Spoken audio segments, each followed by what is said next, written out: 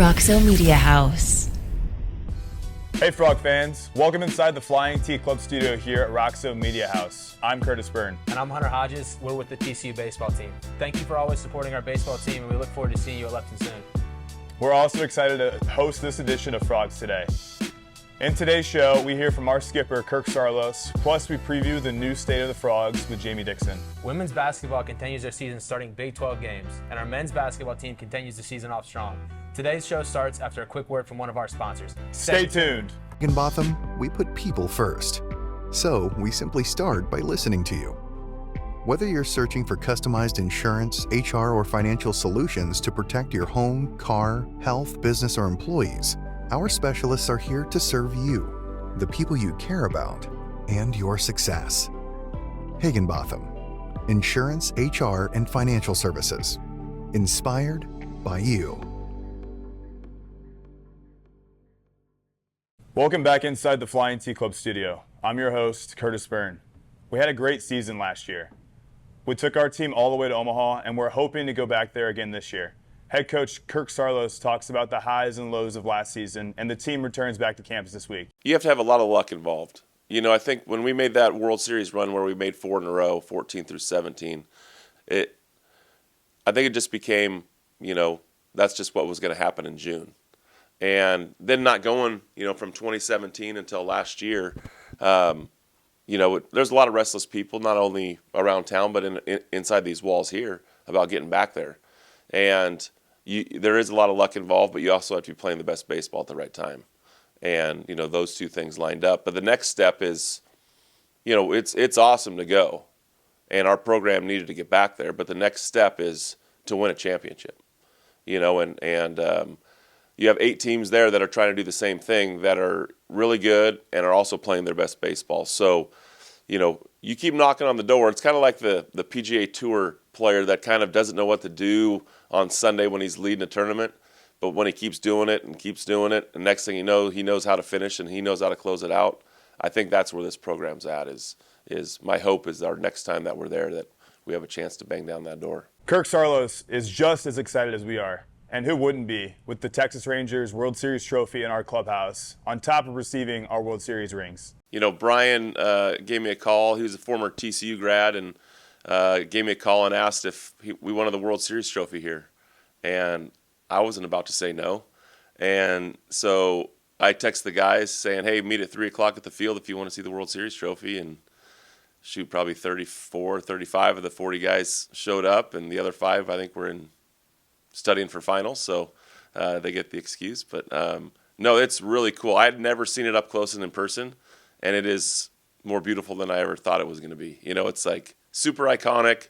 The 30 pennants, it's made by Tiffany & Company, and he showed up with, it wrapped in the Tiffany & Company, like turquoise kind of bag, and then we weren't allowed to touch it, which I don't blame them. Their ultimate goal is to play in the big leagues. And like any competitor, the ultimate goal is to then win a championship and to have the most iconic baseball trophy here. They walk in every single day and walk down the hall and walk by all the jerseys of the big leaguers that have played at TCU. They walk by and down the hall where it shows every guy that's been drafted out of TCU. And so it's on their mind in terms of motivation to always continue to get better every single day. But then to have that trophy, I think it just kind of icing on the cake in terms of, that's the ultimate goal of any, I think, kid when they're growing up is to win a world championship in baseball. So, the whole ring is cool because it tells a story of, just kind of our season and our story with, different words and different things and the just the look of it. I thought it was as good as we've had it. And obviously we got a whole list of them back here. I don't know if the camera can see them, but it's a good thing, and I think this might be the best one. And just kind of called them up one by one and handed them their rings, and they did a really neat job in terms of inside the box. As soon as you would open it up, there's a little light that kind of shines down on it. So kind of a cool little addition to it. So the guys, as soon as they all got it, they all opened it at once, and it was kind of a similar deal face-wise to seeing the World Championship trophy. It's kind of similar when these guys get their rings. So it's pretty cool because a lot of emotions and a lot of memories flood back when you kind of scan and look at each guy as they're opening it up and kind of just think of where we started and where we ended. So that was my 7th trip to the World Series, which is, it's pretty cool. It's like you think back and it's really hard to get there. Now you've been there 7 times, but the only person on our staff that's won a national championship is Coach Bruce. So he's the only one that knows what it feels like to win the last game. But this one was special in terms of being able to be the head coach and be alongside these guys and watch it unfold as the head coach. It was pretty neat for not only myself but our family and then our rest of our coaching staff. To be honest with you, it never gets old. It really doesn't ever get old bringing a team to Omaha. Meanwhile, State of the Frogs is back. This new season features men's basketball head coach Jamie Dixon. The show will be hosted by Bingo Merricks. Coach Dixon will also cover the state of the team. Also a breakdown of the preparation for upcoming games. Team did a great job, and can you talk about just what do you think that was the takeaway from the non-conference schedule? Well, I mean, we've got 2 road wins. We've got some neutral court wins, so those are positives. Not a lot of teams have those. Very few. I don't think anybody in our league has 2 road wins and a couple non-neutral court wins. 11 games, really, we took care of things, and we won by good margins from almost every one, so that's important in the net. But the 2 games against the 2 very strong opponents, we didn't get done, and those stick out to me a little bit. But we weren't good enough at that point. So going forward here, we hopefully have learned that, use that to be better, to learn from, and as we go into conference play. And I believe that. I believe we've gotten better defensively, especially. Offensively, we've had our moments. Certainly transition offense is good, very good, best in the country. And we've got to be better in the half court. Decision-making has got to improve. Shot selection. As Coach Thibodeau, I read something on him recently. It really just comes down to shot selection. Who takes better shots? Who take better shots on offense and make them take tougher shots on defense. And that's really what we're working on. And moving on to Kansas, going back home to your former team, that's got to be pretty exciting, and starting Big 12. So it's a lot of emotions going into that game. How do you feel about going back home, and what can we expect from you in going back to Kansas? Oh, it's a great feeling. Everyone knows the reputation of Allen Fieldhouse, and just to obviously be on one side of it and not to be on the other side going back, that's something that I'm really excited for myself to experience. And, also I got to understand at the end of the day, it's a basketball game, in between those lines, all the extra stuff is cut out. And just for me personally, my energy is going to be up all game. Like I said, it's something I'm very excited for, especially to get a win over there. So, man, I just can't wait. The first episode is out now on frogstoday.com. We look forward to seeing you guys back at Lupton real soon. Stay with us. We'll be right back. We're lucky to have a collective that's as strong and as powerful as the Flying T Club. It's a big deal for us. It is a game changer. I would just encourage any fans out there to support it. Everyone asks me, what's the biggest priority? And I say, NIL is big. Please jump on board, show these student athletes how much they mean to you. The thing about NIL is I think there's a right and a wrong way to do it, and the Flying T Clubs do it the right way. Let's keep winning. Join the Flying T Club today.